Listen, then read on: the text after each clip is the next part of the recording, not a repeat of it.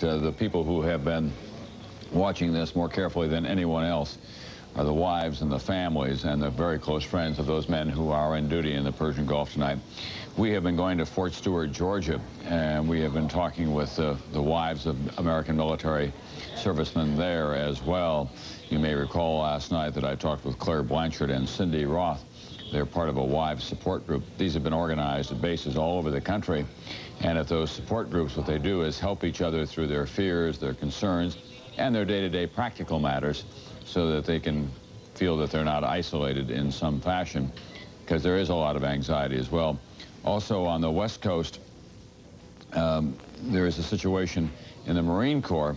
Margret Larson is out there now, and she's been talking with the families of some of the Marines who have gone to the Persian Gulf. And let's go to Margret Larson now for this report from Oceanside, California. There is something of an air of relief here at the Comer household, where Tammy Comer, who is the wife of Marine Sergeant Carl Comer, has been glued to the television tonight for information and also to hear the speech of President George Bush earlier. Tammy, what was your reaction? I fully support everything he said.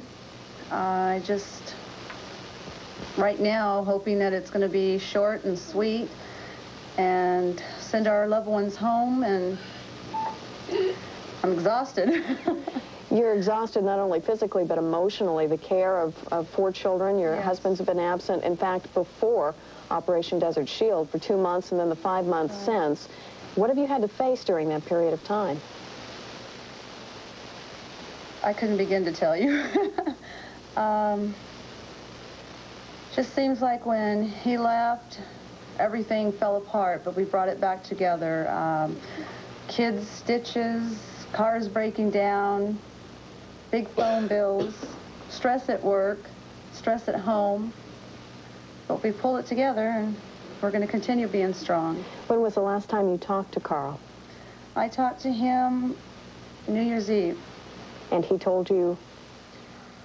That he wasn't scared, that he was worried, and I told him, you're not human if you're not scared. And he said, please continue being strong, and I'll be home soon and wait for me. Just 3 hours ago, we were all sitting here in a very worried state. You are much more relaxed now. The kids are more relaxed. Do you think this is over, or is there more to come? I think there's more to come. I don't think it's over. It's too quick. There's been a lot of togetherness of the families here, 12,000 dependents on Camp Pendleton, and some 30,000 like yourself and your family off the base. How have you managed to cope? Well, we have a little support group here, as well as I'm a member of a support group for my husband's unit, where we just spend a lot of time together. We talk, we show our emotions together, we do a lot of things with our children, and that's how we do it. Just get through it day to day. Just go day to day. Well, the first wave of Operation Desert Storm is over tonight. Perhaps there's more, we don't know, but the household here at the Comers is much more relaxed and hoping for the best.